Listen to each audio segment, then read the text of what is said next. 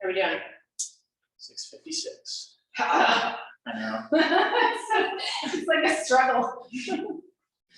Waiting's the hardest part. Uh-huh.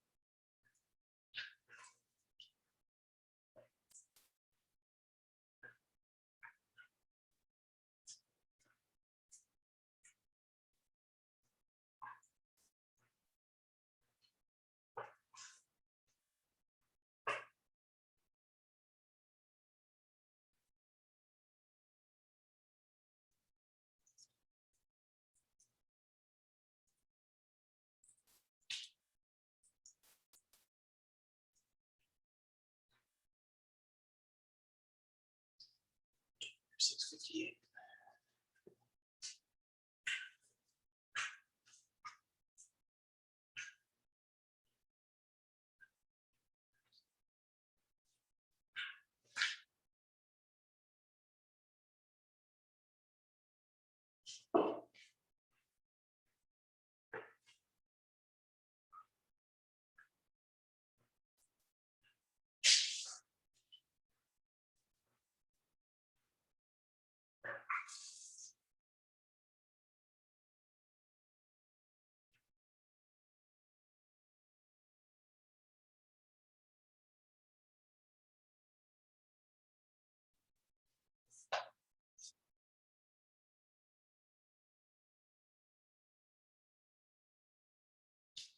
Okay, 6:59.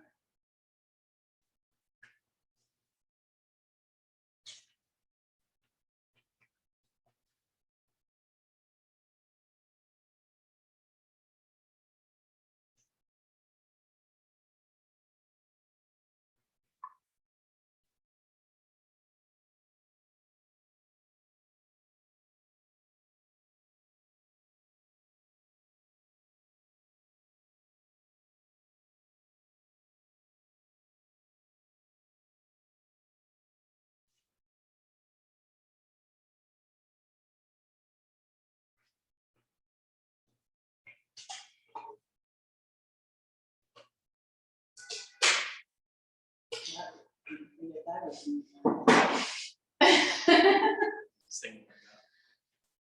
Right? Are we good? Go for it. Hi. Hi, everybody out there. Welcome to my studio. My name is Mia Tarducci, and I am a Pittsburgh-based artist. I'm also a Blick featured artist. And tonight, I'm going to walk you through my studio, show you a little bit about what I do, some of the series that I work on, and talk you through some of my different ways that I, build up canvases and work on making texture and color work together to to create the things that I do. So I'm going to take you first off through my studio so that you can see a little bit about, learn a little bit more about my work and who I am and what I do here. So if my wonderful studio assistant would help me here, Austin, we're going to go through the studio now. So, like I said, I'm a Pittsburgh-based artist, and it's really a wonderful art community here. I'm very fortunate to be here. I have a wonderful space. I have 2,200 square feet in an old industrial building, and it's absolutely fantastic. There are lots of other artists in this building and makers, and the community here is really encouraging and wonderful to be around. So I'm going to start just kind of going through the studio and showing you what I'm working on and what is completed, and maybe tell you a little bit about that work and why I've done it.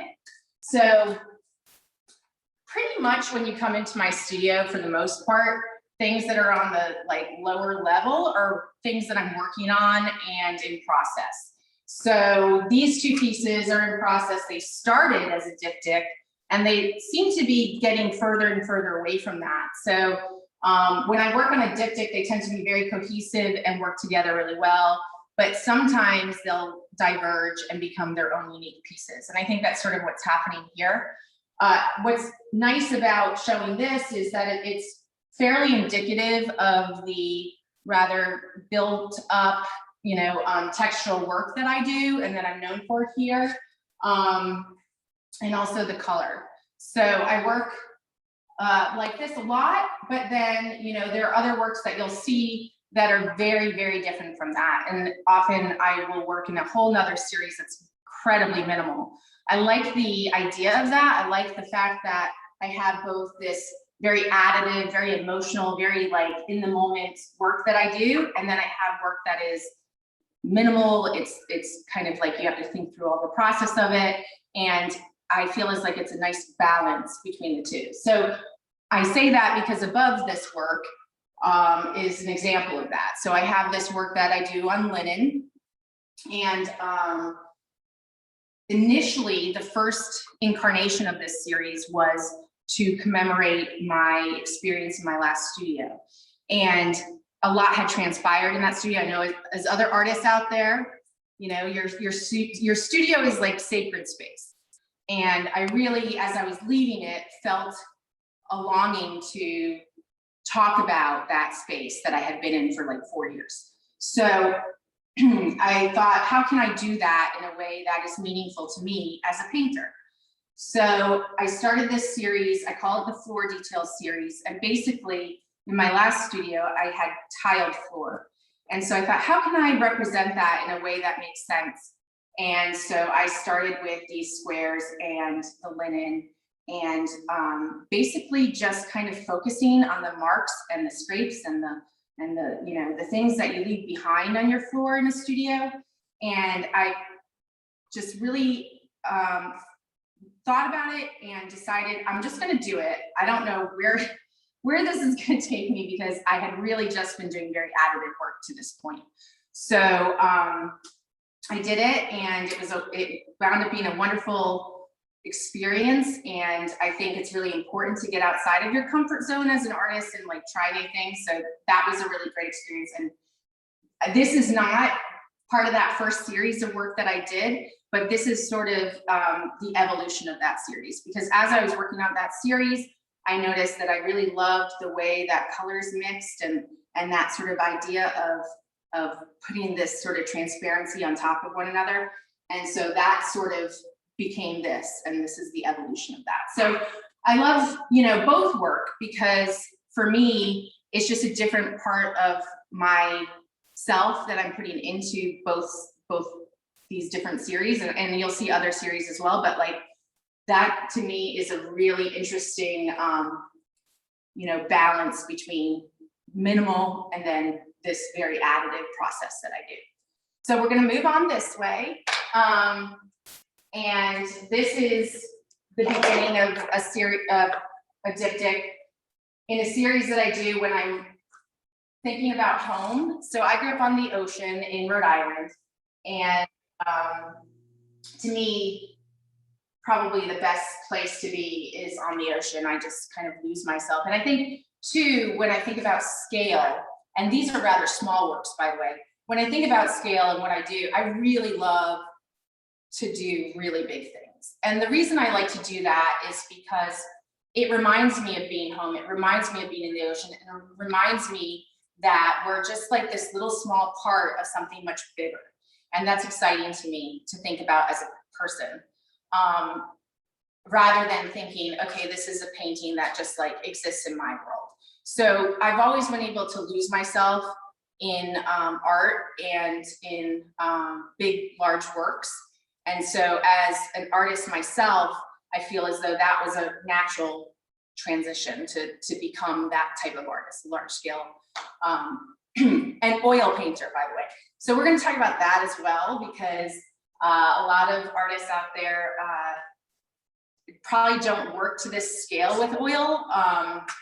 but it's been very interesting. It's a passion for me because the medium itself is so rich with texture in just like the first layer, but as soon as you start layering it and layering it, it just becomes almost sculptural in a way. And I love that about oil. You really get a depth,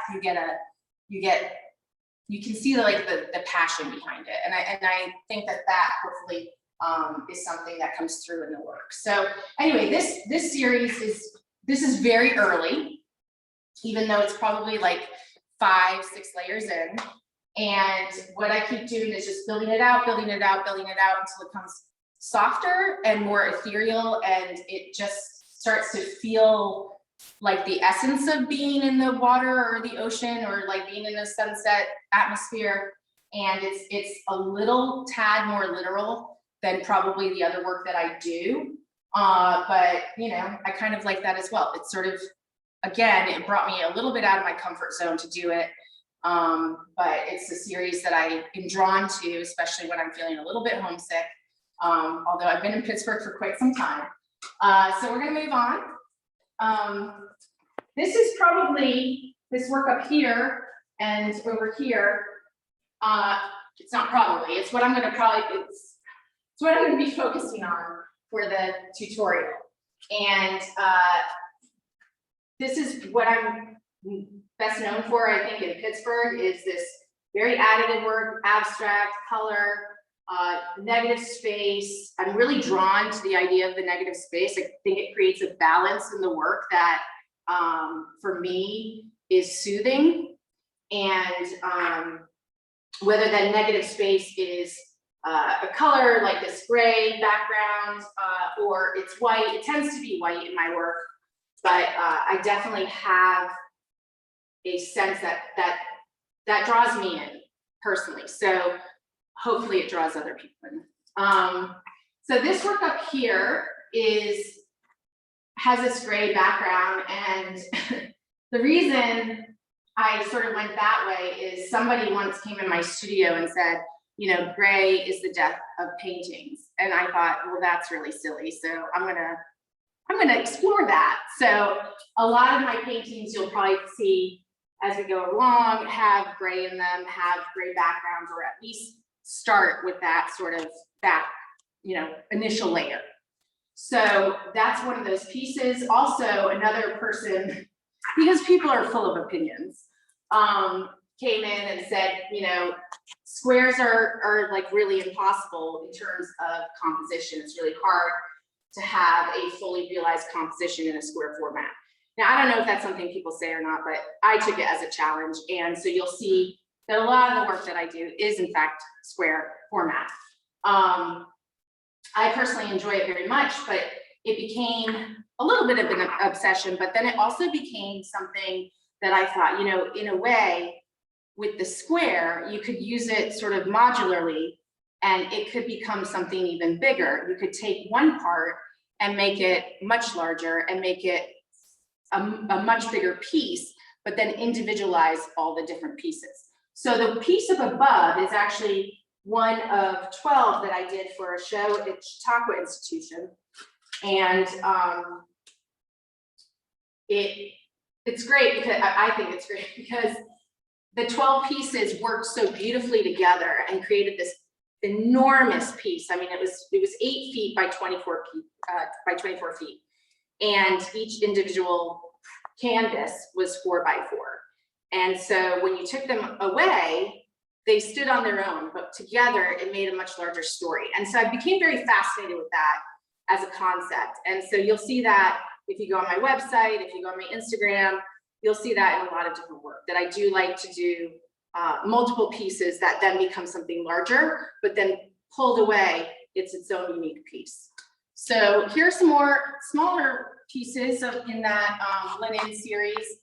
And it's something that I've been exploring, especially during COVID. It makes me happy.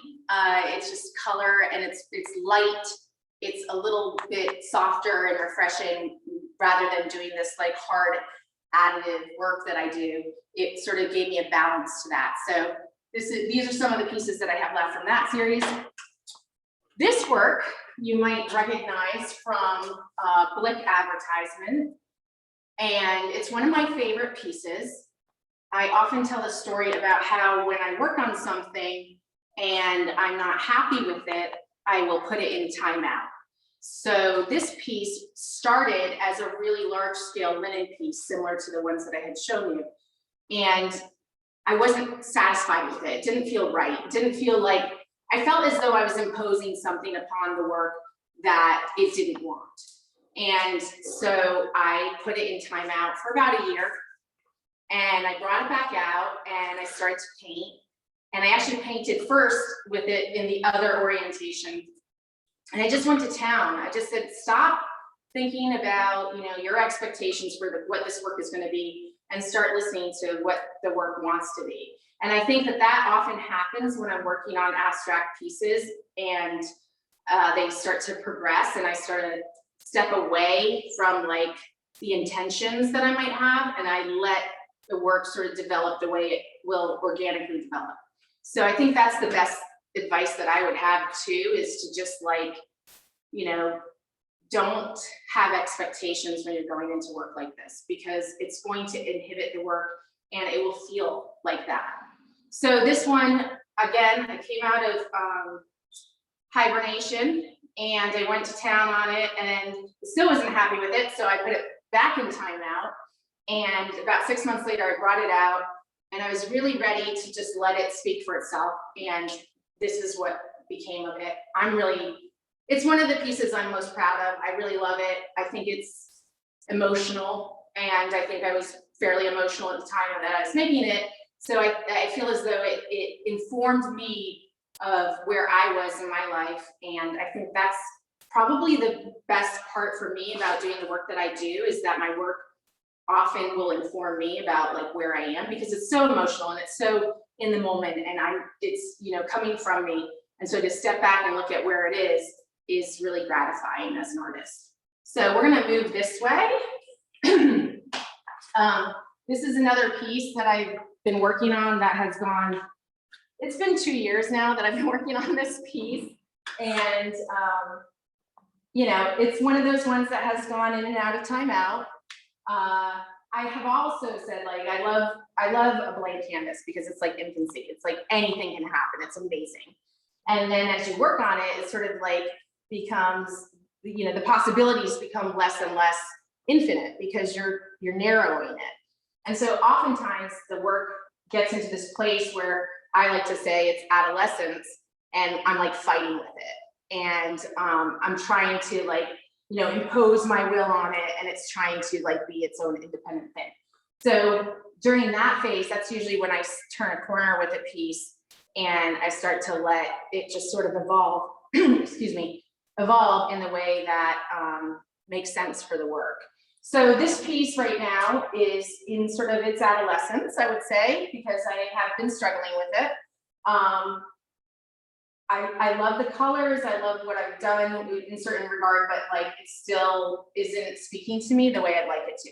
That said, one of the things I do in a lot of work is I'll embed words or numbers, and I do that by making a stencil and then scraping paint along that stencil to build up a lot of paint. And so this is really like, Austin, if you want to come here, you can see that this has a lot of depth to it, like where the stencil is and where the paint was applied.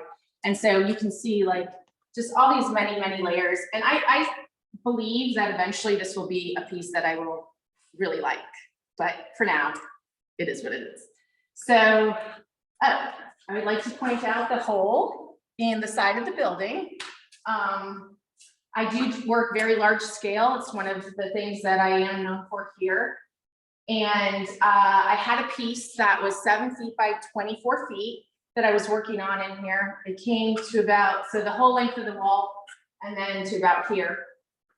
And I wasn't able to get it out of the building, which was not something I thought of prior to. And so I put a hole in the side of the building, and we backed up a U-Haul and got it out and used the U-Haul as a floor, because I'm on the second floor of this building, and it all worked out. But Yeah, I'm pretty proud of it. I call it the portal, and I use it for other work too, because I can just take those pieces of plastic down and use it for a way to get work outside of the studio. So over here is just some more like area that I'm working in. This is a piece right here that I'm working on. It's a commission. I'm still building it out, still working with like trying to get the nuance that I like to get in my work. And that I achieve by just waiting. This is one of the things that I think is hardest for a lot of oil painters or people that are still just trying oil out for the first time, you have to be patient.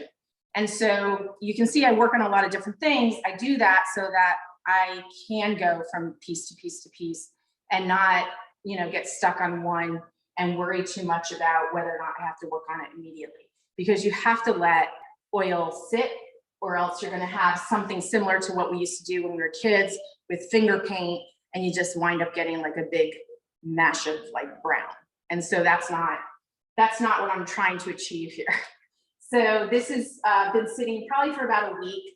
I've been working on this piece, I would say about 8 weeks. And it's just about building up that texture and building up the color and deciding on the composition. And so this is where it is now. I'd say I have another month to go on it, but I'm not sure. And I have great clients, so they don't tend to worry about it. So I'm going to go over here and just sort of start with the beginnings of my work and how I start them. And I always have like a first layer that I go with, and I tend not to worry about what that looks like. I tend not to worry, quite frankly, about probably the first 5 layers, to be honest with you. So I'm going to be working on these, and it's, it might look like a mess, it might not, but basically it's just about getting color on there, starting the process, and then working my way through that process and building that up. So I've got these 3 little squares, and I'm going to start by mixing a gray. This is a little warmer gray. It's more like a taupe than I was really trying to achieve, but I'm going to go with a little more typical gray. So I'm going to start with, and I'm using Utrecht colors here. It's probably one of my favorite lines. It always has been since I was in college. And I especially like the studio series, which, I think it's a really wonderful economic way to approach what I do because it's such large scale. And so these tend to work really well for me. And I can mix them or I can use them straight up. They have beautiful colors, some of my most favorite colors. In fact, this I would say is probably my most favorite color in the Utrecht line, and that is a yellow green. It's just fantastic. It has this like, and I'm not even like a huge fan of green. Like my favorite color is blue, but this has this beautiful, vibrant punch to it. And I just think it's fantastic. So, but I'm going to put that down for a second. I'm going to mix a gray. So we're going to just go ahead and use what you would typically use to mix a gray. So some black and white. Now I like a warmer gray, so I always add some yellow. And I'm going to go ahead and use the new cadmium-free Utrecht line, which I love. And this is one of my most favorite colors in that line, and that is a lemon yellow. It's so beautiful. I'm just going to use a little bit of it. It just does a little something to the gray and makes it warmer. So I'm going to go ahead and do that. While we're doing that, we have a question. Okay. What is the best way to clean your brushes when you're using oil paints? That's a great question. I don't use a lot of brushes, but when I do use brushes, then I use terpenoid, an odorless terpenoid, which is, I don't have it here right now, but yeah, that's what I use. And it, you just have to be diligent about doing that. And I will say that typically I'll show you, I use a whole variety of different scrapers.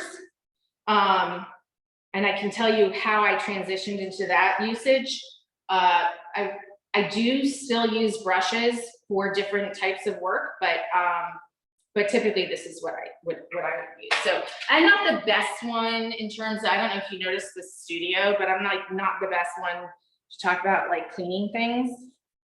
We got another one. How much paint do you estimate you use on some of the larger canvas pieces? Ooh, that's a good question. It depends. I mean, I would say on the one that I had to extract from the studio through the portal, I used about $6,000 to $8,000 worth of paint, which was probably like, oh gosh, I wouldn't even know. I don't really pay attention to the material, like the amount that I use. I just kind of go for it, and you know, so far it's worked out all right. And then the last one, what is the longest amount of time you've spent on a single piece? That's a really great question. I would say, so I think time is interesting because I don't really pay attention to the amount of time that I work on a piece, but I will pay attention to like whether or not a piece goes like into hiding and comes back out. And then I consider that all part of the process and part of the time, if you will. So I would say, you know, there are paintings that have become what they are and fully, you know, realized and have, I think, been finished in a way. And that could be as many as 5 years sometimes. So it just depends on the piece. Sometimes it's like very quick. And I don't really focus too much on whether it's one thing or the other, just that whether or not the work, I think, is resolved. And I think that's the most important thing. A lot of people will ask me, how do you know when an abstract piece is finished? I don't really have an answer to that, except to say that for me, the way I know when a piece is finished, the way I know when an abstract work is finished, is that I sit with it for a while, usually like a week or two, maybe even more, and just look at it. And I just sort of like get a sense. And the way that I know it's absolutely finished is if I get sick to my stomach thinking about putting another bit of paint on it. So I think it's really a visceral reaction, and that's how I know when it's done. So I'm going to go ahead, and are there any other questions? I just want to be quick. Do you ever use any water mixable oil paints? I don't. No. Okay. But I hear they're great. So I did put like more yellow in this than I thought. So I'm trying to get that yellow out, but as you can see, it's definitely like a warmer gray.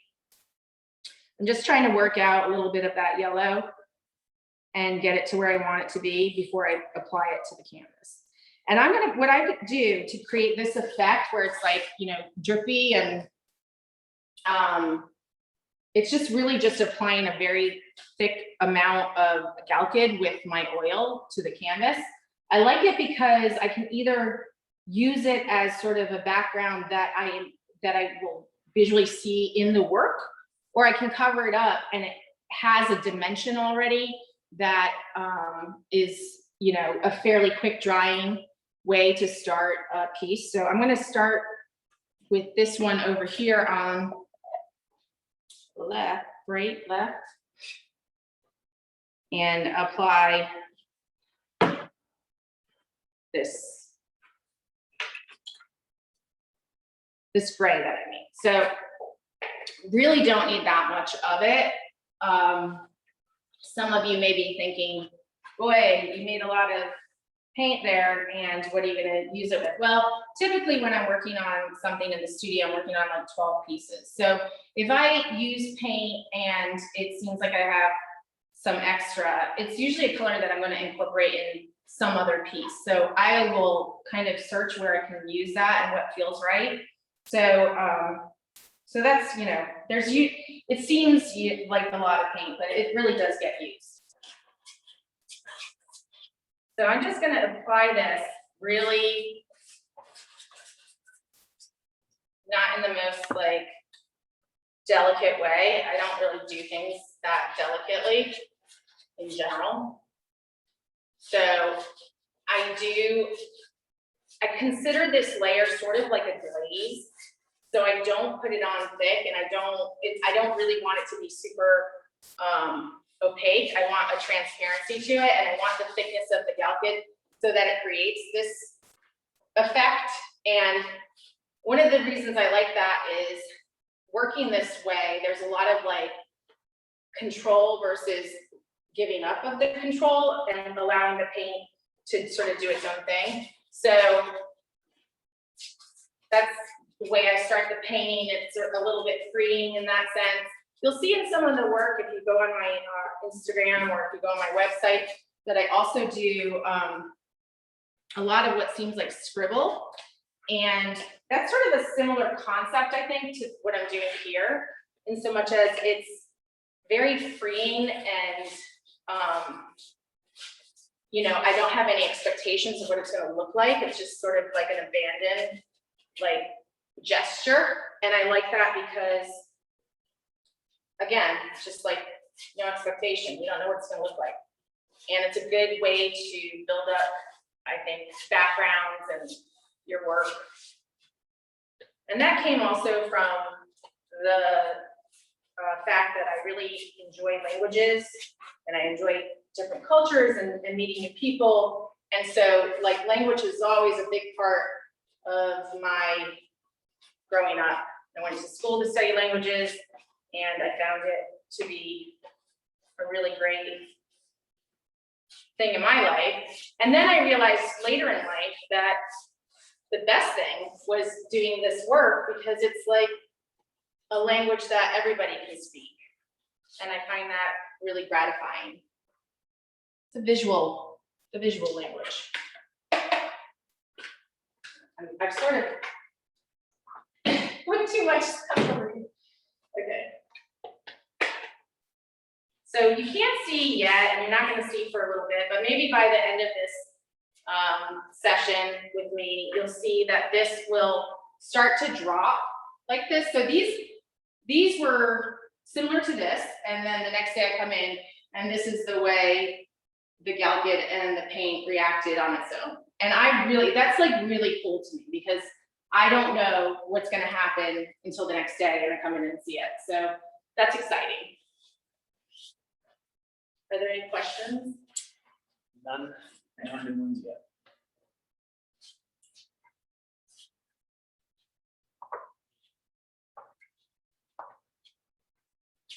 And I really am pretty heavy-handed with the medium because I do want that effect that's happening there, and you can only really get that if you have a lot of that in there. I try to keep the stroke in the same direction.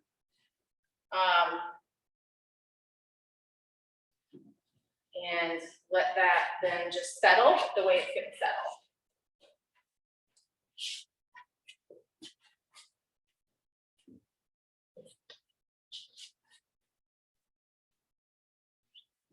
Okay, so we're going to let that sit and we're going to see what happens. And like I said, it may or may not happen while we're doing this, but certainly tomorrow I'm going to come back and it's going to have some sort of interesting drip pattern. And I will go from there whether or not I want to utilize that as part of the background, as part of the canvas, as part of the story, if you will, or if I want to cover it up. And generally speaking, I'll do that with a lot of color or with some white, because that's something that I'm really drawn to. Okay, so We got one. How would one go about purchasing a painting from her? You can contact me through my website. If you are in the Pittsburgh area, I do a lot of studio visits. I enjoy them. I love talking to people about my work.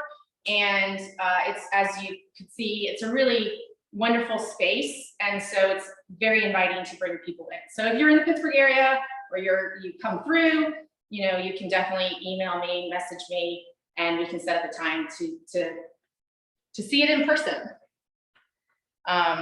Okay, so I'm going to go ahead and just show you kind of like how I would start.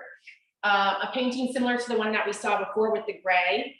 I don't really have expectations when I'm starting something out of the blue. When I have a commission, then there are usually some parameters, but for the most part, my clients kind of let me do my own thing, which is great. As I said before, I do love a straight edge, and I came about using these and using these nice, yeah, I'm gonna forget the word. I came about using these pretty organically. I was painting and using just brushes, and I was trying to get a really nice edge on something. So I thought, how could I do that? And at the time, my studio was in my house. This was over a decade ago. And I started by using old credit cards. And I really liked the fact that it really retained that barrier and that strength and that line. And so it's evolved into this, use of these tools, usually for, drywall or other household sort of home improvement projects. And I really love all the different sizes. I mean, they can get really big, and I, even have some made for me that are bigger, depending on the scale of the work that I'm doing. But for this purpose, these are fine size-wise. So we're gonna just go ahead. I just wanna show you that, while I do mix paint sometimes, I do like to just use it straight up. And this one is, again, I'm gonna go with a lot of the Utrecht paints because they're beautiful. And also, like I said, these Studio Series ones, like, you don't have to go all out and spend so much money on some of the smaller sizes with all the color. You can mix your own colors, you can create your own colors, which is pretty exciting. But also these ones are they're great, they're economic, and they're pretty fabulous colors. So again, I have no concept of where this piece is going, but we're just gonna play around, and I'm gonna just show you like how I might start a painting. So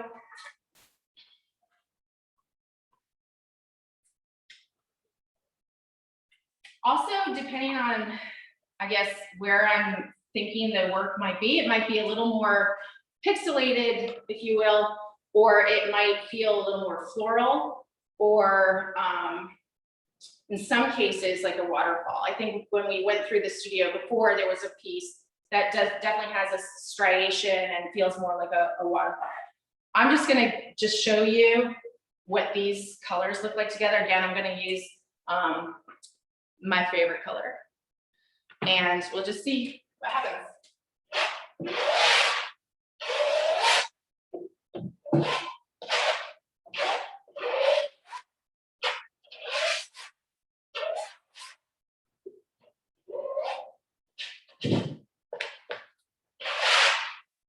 Okay, so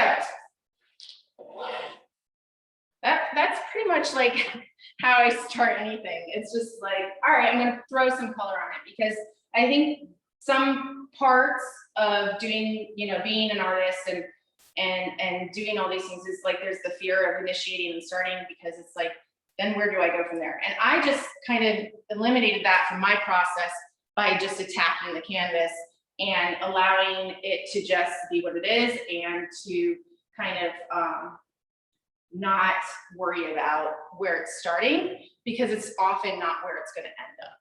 And I think that's really great in terms of like how I do things anyway. So I just want to show you one of the things that I do.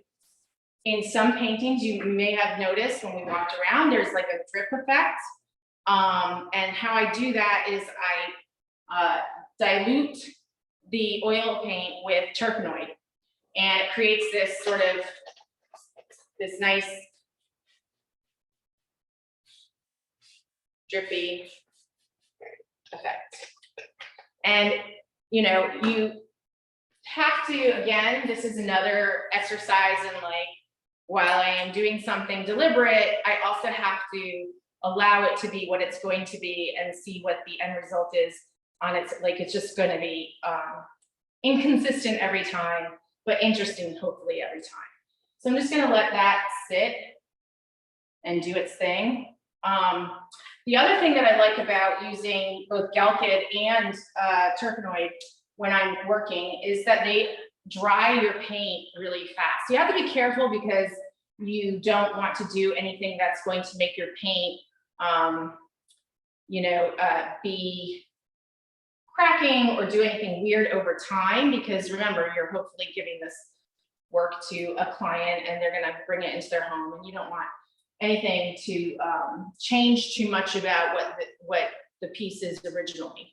But you learn to do that over time, and you learn your products over time with oil. And the best advice that I can give on that, especially if you're someone that's starting out, is to just explore it. Like, that's how I did it. I'm a self-taught artist.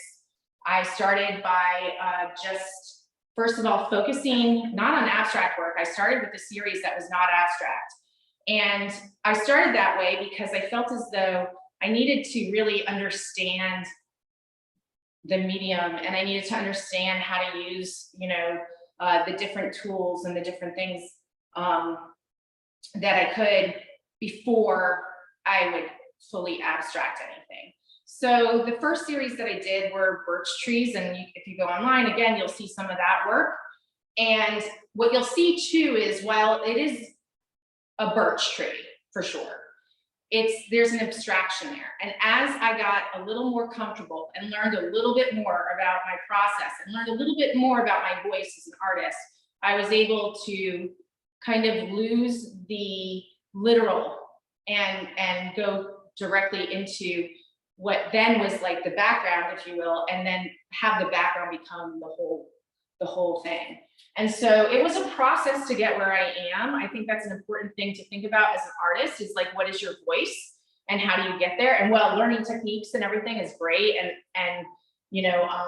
I think wonderful to explore on your own as well, really finding your own voice is what's really important, because that's what comes through in the work, I think. And I think people see that, and I think you as an artist grow from doing that and learn more about yourself and your process in doing that. So what I'm going to do here is mix a little more color. Anything? No, you answered the only other question. Okay. How are we doing time-wise? 7:40, 20 minutes. Okay. Okay, so right now I'm going to kind of go and show you how to, I tend to work dark to light. I'm going to say that, and then I'm going to backtrack and not say that, because really in many cases I just attack a canvas and it is what it is, light or dark. But if you want to create that sense of dimension, it's really nice to start with a dark background, which this isn't, but like you could even start with, I think maybe you may have noticed when you went along, I even start with black gesso backgrounds, and you build that up and it starts to feel very dimensional. It starts to feel very almost 3D, almost sculptural. And I really love that. So what I'm going to do right now is I'm just going to put another one of my favorite colors, because people always see it as black, but I always see it as blue, is Prussian Blue. It's really dark, it's really rich, and you'll see it in a lot of my work. So we're gonna go ahead and just apply some of that.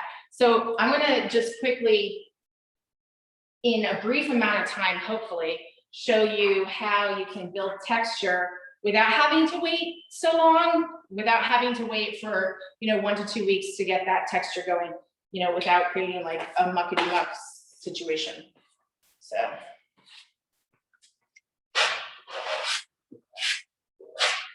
I'm just gonna create like this block of color. And then we're gonna go in and start playing around, I think, with other blues. This primary blue is fantastic. I'm just going to keep this one blue, kind of like a nod to my roots, the ocean girl that I am. And we're going to go ahead and put some white on this palette. I love these throwaway palettes are awesome. And we're gonna put a little black on it too. So we're just gonna go see how we can create a little dimension here without having to wait too long to do so. So I'm gonna go ahead and while you're doing that, we got a new question. okay. What kind of canvases do you use, i.e. lots of tooth or smoother? I just want you to see that, like, just in that dark alone and bringing that out, it feels as though I've created a lot more texture than I actually have. And I really love that. I love that for many reasons, because I frequently will do like 8 to 10 layers, but this is a way to give you that neat dimension with just a very fast, rapid way to do that. I'm sorry, what was the question again? What kind of canvases do you use? So these are actually Blick Premier, I believe it is, canvases. I tend to actually make my own. So I have several different places that I source, including Blick, for the stretcher bars or the strainer bars, depending on, you know, a strainer is one that's like completed and you don't take it apart, but so I really prefer it that way. I stretch my own canvas, I gesso my own canvas. For me, it's part of the process to do that. It's like starting it, you know, from the very beginning. I do occasionally buy pre-stretched, but I definitely would say that my preference is to stretch my own canvas. And so I get my canvas from Blick. I get my stretcher bars depending on what size I need, because some of the pieces are really big. Like when I had to have a 7 foot by 24 foot canvas, stretcher bar rather, then I had to outsource that in New York. So yeah, that I definitely prefer making my own. Smooth texture or more rough on the canvas? So I always use the 12-ounce canvas, which is, I don't know, it's very, I would say it's really easy to stretch and it's not really porous, but it's not super dense. Like I have a really hard time re-stretching things if I have to. So I don't really like a dense canvas. I like it somewhere in between. So it's like a medium sort of density, which I think is really good. So I'm just gonna keep adding a little bit more white and see how much kind of texture we can build up just doing that.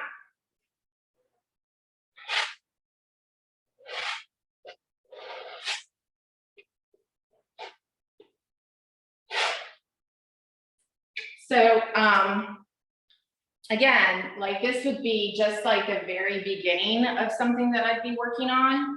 And you know, you will see, I think, more and more as as we went through the studio and everything, that these are like really early layers. I do, like I said, about 8 to 10 layers, depending on what the piece is, of this buildup. And that's what gives it that sort of pixelation, some people consider.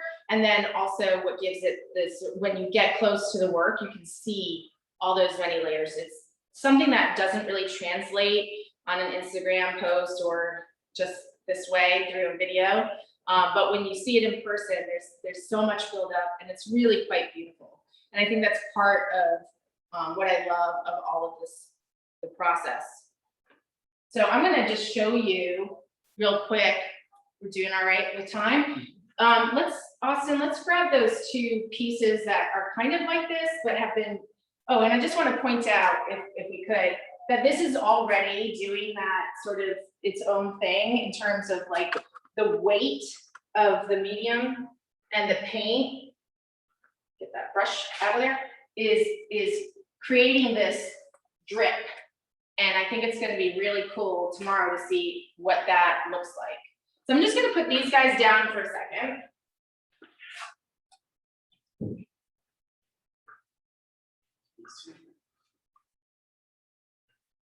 And we'll talk about, yeah, those two.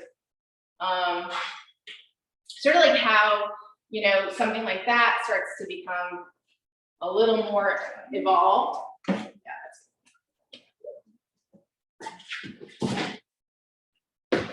like to have a lot of screws in my walls so that I can put things up really easily, just leaning on the stretcher bars.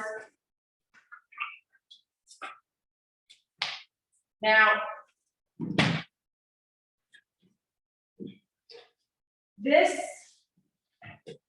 is also work that started as a diptych. I think it's going to stay a diptych. Okay, I'm just running into problems here with space. Yeah. Okay, sorry.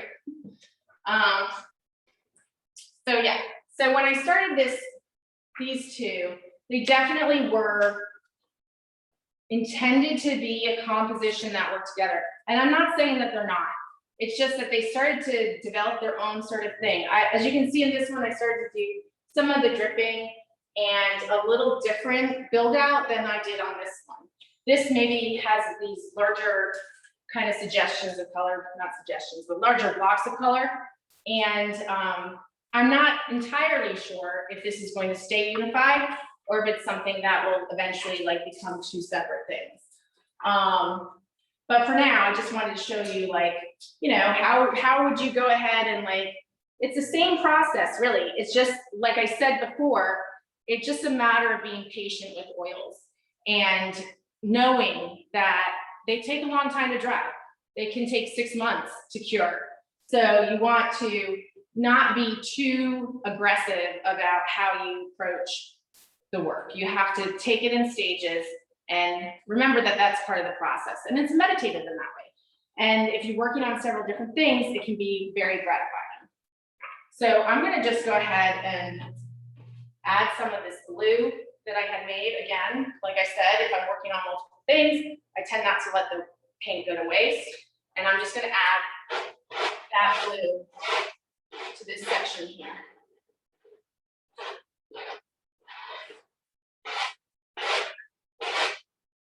And so as you can see, it's very subtle. The difference in the blues are going to be very subtle, but as you add it and as you kind of create this texture and this build out, that subtlety is so important. And it's something that really comes through in person. Again, not so much through this way of communicating, but you know, we do our best. So I'm going to go ahead too and add a little bit more of that Prussian blue to this mix. So now I have the Prussian blue, I have the primary blue, and I have the white, and I'm going to go and come in and work through some of this space.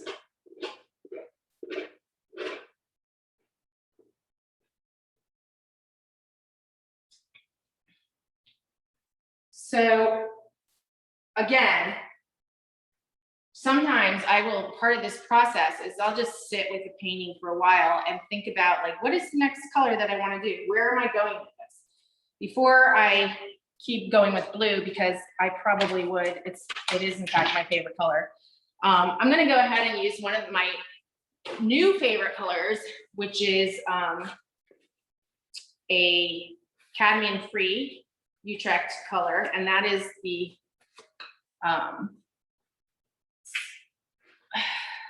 red light. It's so beautiful. It has such a richness and it's so incredibly vivid, and it just is, along with the lemon yellow, probably one of my favorite colors. I think you probably noticed I don't tend to use a lot of you know, reds in my work. They tend to be heavier with the cooler colors. But when I do use it and I mix it in with like a warm color, rather a cool color is a warm color, it has this really awesome richness. And I'm gonna put this somewhere where you can see that. So I'm gonna go ahead and put it up here. And you can see when you add that, the dimension that it creates using this overlap of these, you know, that cool and then this warm color over it. And also the way that it's applied, whether I apply it in this like dense, you know, collection of paint, or I scrape it so that you can see some of that, it really makes a difference. It creates that dimension and also, you know, adds to that whole, you know, buildup of, and that three-dimensional quality that I like to think that these paintings have. So I'm gonna go ahead and use that over here as well.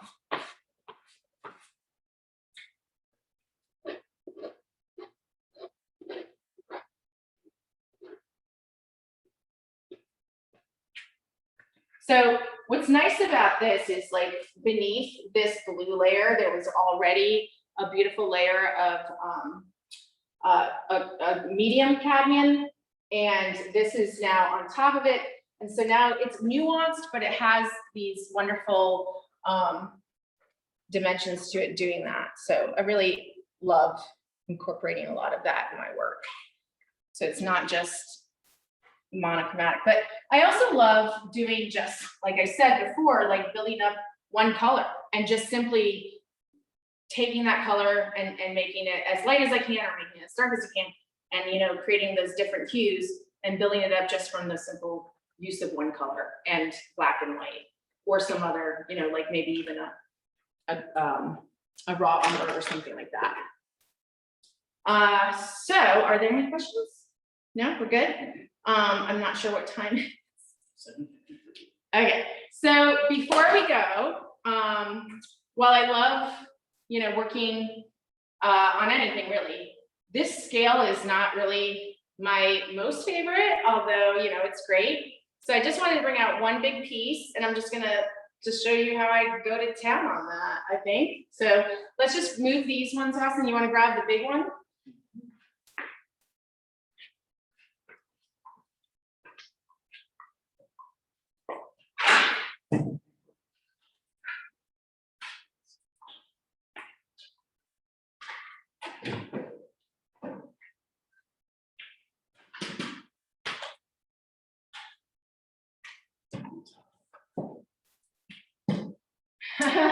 You gotta turn around. Yeah. Yeah.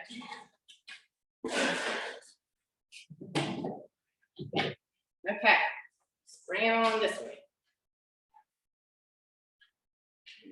Okay. Yep. Okay, so this is one, I'm gonna take this little baby down. This is one, you got it?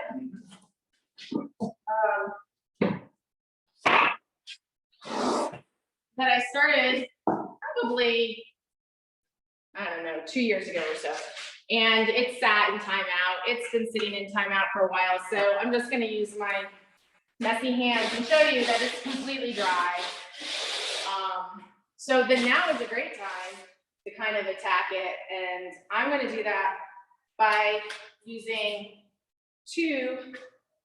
I'm gonna go for blue because that's what I'm in the mood to do. So that's what we're doing. And I'm gonna use my biggest one that I have here of these. And I'm gonna use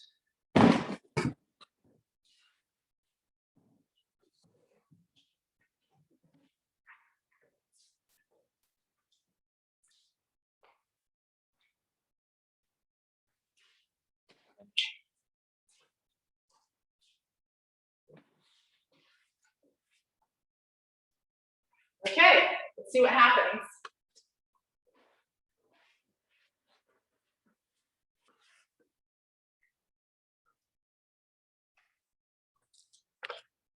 And oftentimes when I do this process, I just go straight up on the tool itself. I find that I use most of the paint when I do that. And just gonna see what happens.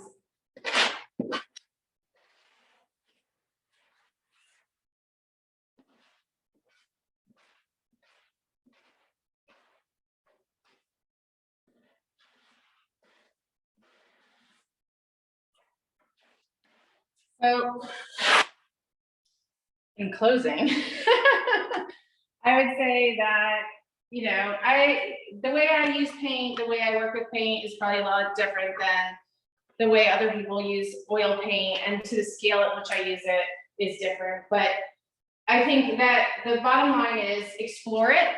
I think that if you find yourself intrigued by oil paint, that it's something that is a real joy to work with.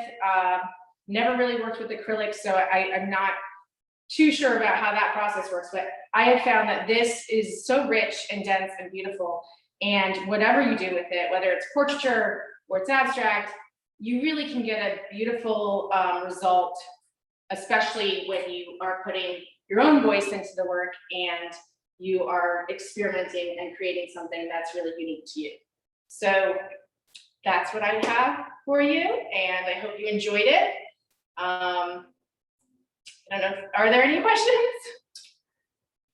A lot of great jobs. What's the dimension of this painting? So this is 80 inches by 90 inches. And again, this is one of the ones that I have, in addition to companies that I go to for my stretcher bars, I actually have woodworkers that make them to scale, to make them exactly the size I want. I mean, I can get down to, you know, half an inch, and sometimes that's important when you're working with clients. That's it? Okay. Thank you very much. I hope you enjoyed it. I hope it was somewhat informative, and I had a great time, and I appreciate you coming by.